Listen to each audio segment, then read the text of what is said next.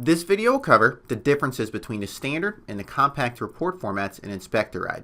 When creating a report in InspectorRide, you can choose to either create it in the standard or the compact format. The standard format is the most commonly used one, and is actually the one we're looking at here. One of the big differences between them is with the standard format, you can actually start off with a cover page that has a picture of the vehicle and then kind of list what sections are on what page. As we scroll further down, you'll see that with the standard report, it lists the section, and then you have all the checklist items for that section right underneath it, and the notes show up right next to that item.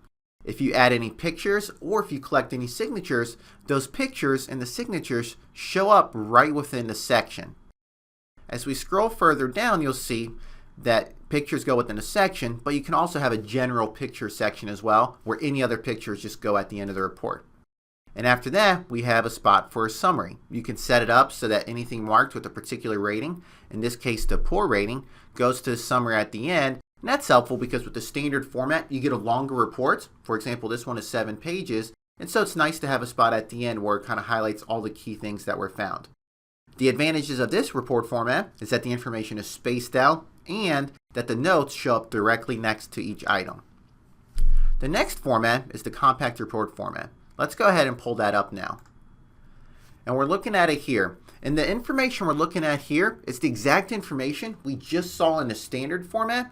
It's just laid out differently. This is a great alternative for anyone who wants a shorter report.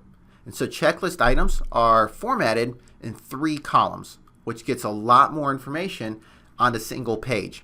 Any notes that you type in for an item, instead of showing up next to them, they'll show up at the end of the checklist part under comments. And it'll just reference saying, hey, item number 3, front bumper, here are the notes for that item.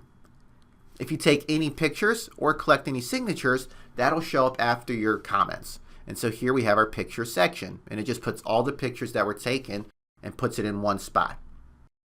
It's up to you which report format that you'd like to use, and you can easily switch back and forth when creating reports.